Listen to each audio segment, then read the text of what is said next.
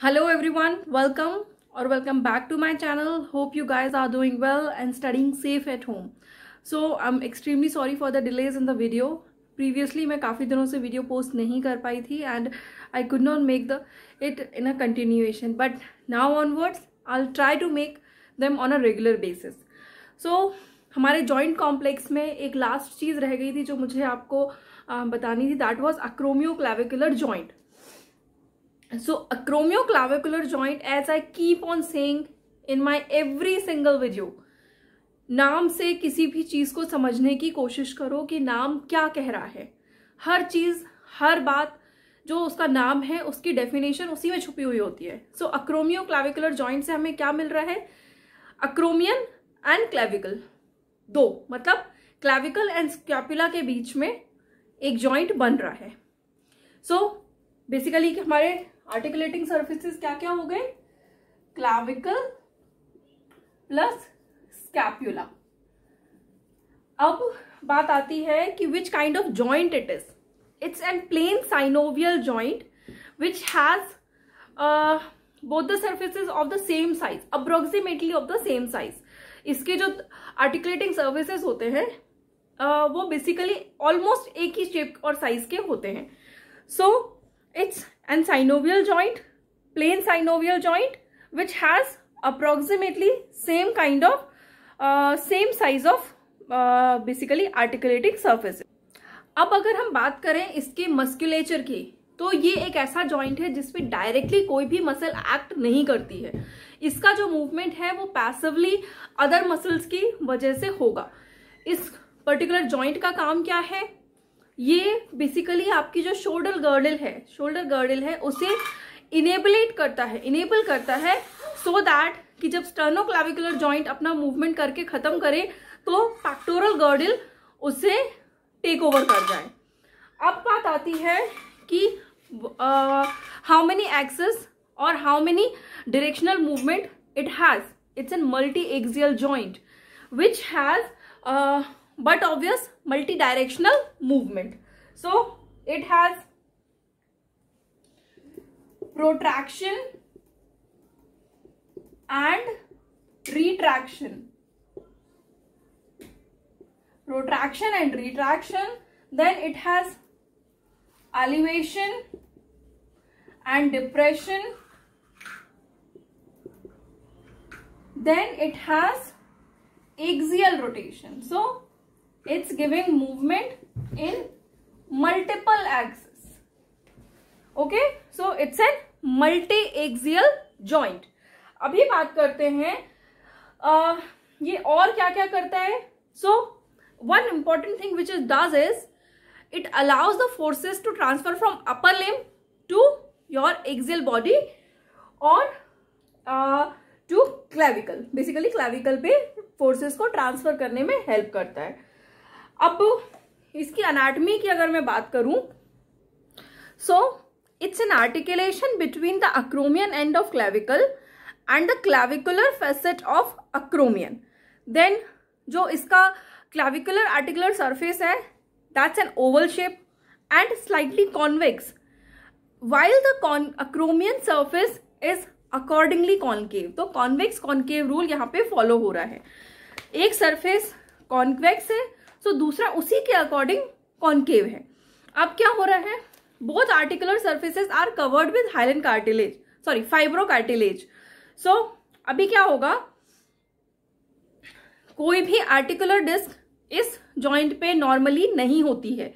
उसके बाद में क्योंकि जो आर्टिकुलर सर्फेसेस हैं वो कंप्लीटली कॉन्ग्रुएंट है, मतलब कॉन्वेक्स कॉन्केव रूल फॉलो हो रहा है, मतलब जहां पे एक दूसरे के साथ में प्रॉपरली अटैच्ड हैं.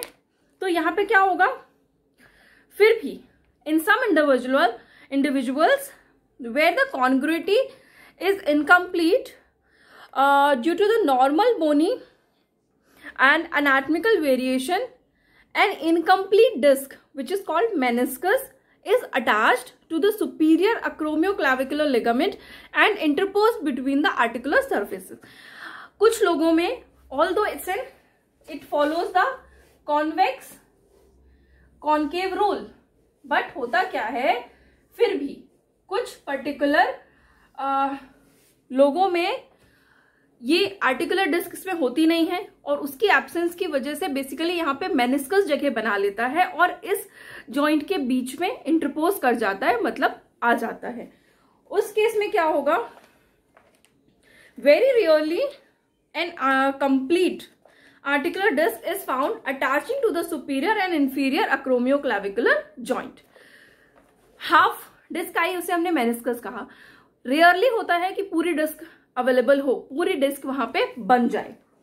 अब क्या होगा, besides it's fully congruent arrangement, the stability of the acromioclavicular joint is enhanced by the joint capsule and two sets of acromio basically ligaments। तो अब इसकी स्टेबिलिटी की बात हम कर रहे हैं, तो इसे कहां से रीइंफोर्समेंट मिल रही है जॉइंट को? This is not acromioclavicular joint, वो मैंने सिर्फ बनाया है आपको कॉन्वेक्स कॉनकेव समझाने के लिए। सो अभी इसको बेसिकली कहाँ से इसकी पावर मिलेगी, इसकी स्टेबिलिटी कहाँ से आ रही है? तो वो जॉइंट कैप्सूल से आ रही है और लिगामेंट से आ रही है। जॉइंट कैप्सूल में क्या है, बेसिकली कंप्लीटली इनक्लोज होता है एक फाइब्रस कैप्सूल में and it's inner surface is lined with the synovial membrane bounding the synovial cavity of the joint. मैंने पहले ही बोला कि साइनोवियल वैरायटी का प्लेन साइनोवियल जॉइंट है ये। अब इसमें क्या होगा, the capsule is extremely supported by acromioclavicular ligament and trapezius muscle on its superior surface। तो हमें पहला इसका स्टेबिलिटी फैक्टर मिला, वो है हमारी trapezius muscle which is supplying its on superior surface. ठीक है, तो अब हम यहाँ पे इसके फैक्ट्स लिखते जाएंगे सारे। So its trapezius muscle on superior surface. अब उसके बाद हम बात करें, posterior capsule surface is strengthened by the trapezius muscle solely। जो आपकी ट्रेपीजियस मसल यहाँ पे acromioclavicular यहाँ पे acromioclavicular लिगामेंट के साथ मिलकर काम कर रही थी सुपीरियर सरफेस को स्ट्रेंथन करने के लिए, वहीं पर पोस्टीरियरली ट्रिपीजियस मसल अकेले हेल्प करेगी इसको बनाने में, मतलब पोस्टीरियरली आपकी ट्रिपीजियस मसल इंडिविजुअली काम करेगी। अब क्या हुआ, एंटीरियर सरफेस डेल्टॉइड ने ले लिया, deltoid supplies it on anterior surface. अब बात आती है इंफीरियर सरफेस की, तो inferior part of the capsule has no additional muscle ligamentous support and may become incomplete later in life। मतलब इसमें कोई एडिशनल सपोर्ट या एडिशनल लिगामेंटस अटैचमेंट नहीं होता है, इसलिए हो सकता है जैसे जैसे आपकी एज बढ़े, जैसे जैसे मसल लिगामेंट्स उम्र के साथ वीक हो, ये अपने आप कम पड़ जाए या बेसिकली ये आपको लैक्स हो जाए। सो इंफीरियरली इसमें कोई सप्लाई नहीं है।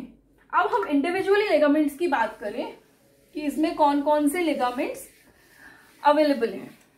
तो बेसिकली इंट्रिंसिक लिगामेंट्स का एक पेयर होता है जो कैप्सूल आर्टिकुलर कैप्सूल के विद इन में लाई करता है, वो है आपका superior and inferior acromioclavicular ligament.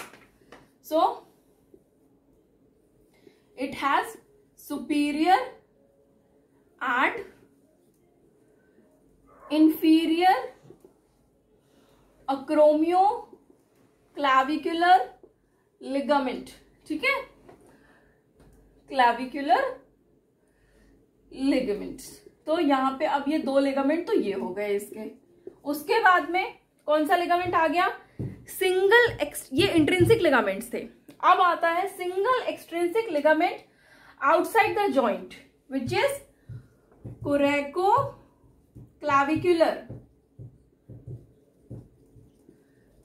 That's coracoclavicular ligament. अब अगर हम बात करें सुपीरियर अक्रोमियोक्लेविकुलर लिगामेंट की इंडिविजुअली, कि सुपीरियर अक्रोमियोक्लेविकुलर लिगामेंट आपका क्या काम करता है। So it connects the superior surface of the acromion and acromial end of the clavicle. मतलब सुपीरियर सरफेस ऑफ अक्रोमियन को और अक्रोमियल एंड ऑफ क्लाविकल को ये कनेक्ट करता है। इंफीरियर क्या करता है? Inferior connects the inferior surface of acromion and acromial end of the clavicle. मतलब अगर हम एग्जाम्पल के तौर पे इस तरीके से ले लें कि कुछ ऐसी आपकी जॉइंट कैविटी है, तो सुपीरियर वाला सुपीरियर में और इंफीरियर वाला इंफीरियर एंगल्स पे कनेक्ट कर रहा है। उसके बाद में जो आपका इंफीरियर लिगामेंट है वो सुपीरियर से थिन होता है एंड इस वजह से उम्र के साथ ये परफोरेट हो सकता है। उम्र के साथ इसमें वेयर एंड टेयर चेंजेस आ सकते हैं। उसके बाद में बेसिकली आता है कोरेकोक्लेविकुलर लिगामेंट। अब कोरेकोक्लेविकुलर लिगामेंट क्या करता है? ये क्या करेगा? Basically it extends between the अक्रोमियल end of the clavicle and coracoid process of scapula. It consist of both trapezoid and conoid parts. ये क्या करता है? आपका बेसिकली ब्रिज करने का काम कर रहा है आपके acromial end of clavicle and coracoid process of scapula पे। It has two parts, conoid and trapezoid.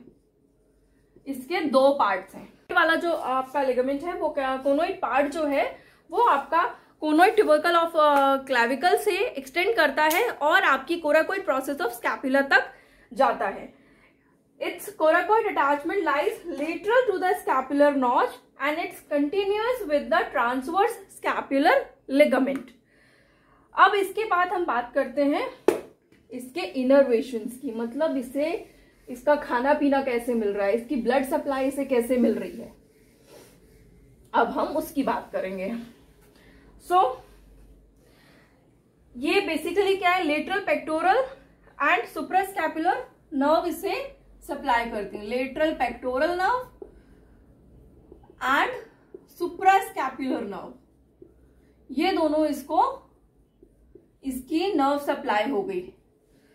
अब बात करें इसके बाद में लेटरल पेक्टोरल नर्व किस चीज की ब्रांच है? आपके basically lateral cord of brachial plexus की। तो ये वहां से सप्लाई आ रही है। जो सुप्रास्कैपुलर नर्व है वो कहां से ओरिजिनेट हो रही है? It originates from the superior trunk of plexus. तो ये आपकी सुपीरियरली ट्रंक से आ रही थी, ये आपकी लेटरल से आ रही थी, लेटरल कॉर्ड से आ रही थी। ब्लड सप्लाई इसकी कहां से है? ये थी इसकी नर्व सप्लाई। अब हम बात करते हैं इसकी ब्लड सप्लाई की। इसको ब्लड सप्लाई कैसे मिलती है? Blood supply comes from the thoraco acromial and suprascapular arteries. Thoraco acromial and suprascapular arteries से आएगी। ठीक है, तो अब इसमें thoraco acromial is a branch of axillary nerve. यहां पे ये एक्सिलरी आ गया, axillary nerves, basically axillary artery आ गई। एंड देन आपका जो सुप्रास्कैपुलर है it's a branch of subclavian artery via thoraco cervical trunk. तो ये सबक्लेवियन की ब्रांच हो गई। ये हो गई इसकी पूरी ब्लड सप्लाई। अब हम बात करें इसके मूवमेंट्स की। मैं इसके इंट्रोडक्शन में बता चुकी हूँ। It has multi axial movement which are retraction, protraction, depression and your elevation, lateral and medial rotation. So इसकी अगर हम बात करें तो the function of this articulation is to enable the movement of scapula that will position the glenohumeral in space. So मैंने पहले ही बोला था ये बेसिकली स्पेस में उसको पेक्टोरल गर्डल को इनेबल करने का काम करता है। अब क्या करेगा, मल्टी एक्सेल है, प्रोट्रैक्शन रिट्रैक्शन कर रहा है, एलिवेशन डिप्रेशन की टोटल ROM 15 डिग्री है, then lateral and medial rotation की टोटल ROM इसकी 30 डिग्री है। अब इसके बाद this was all about acromioclavicular joint, and here our shoulder complex completed. Originally I was thinking to start with the diseases of shoulder or conditions of shoulder, but now after teaching this shoulder complex, I have decided to start with the traumatology first, and then I'll cover up the conditions according to the joints. Joint की सारी conditions में cover up करूंगी, but पहले ट्रोमेटोलॉजी मेरे हिसाब से पढ़ना ज्यादा जरूरी है, बिकॉज एज अ स्टूडेंट अगर आपको टर्म्स नहीं पता हैं या जनरल कंडीशंस के बारे में आप नहीं जानते हैं, तो आप उनकी एक्चुअली कंडीशंस जब शोल्डर के रिलेशन में उसे पढ़ोगे तो प्रॉब्लम होगी। इसलिए next lecture will be on traumatology. Thank you so much, have a good day, stay safe at home, and please do consider like, share and subscribe to my channel if you haven't done it yet, and share it with your friends. I keep on saying share it with your friends, and in the comment section do let me know if anything I can include into my videos. Thank you so much. Bye, take care, stay safe at home.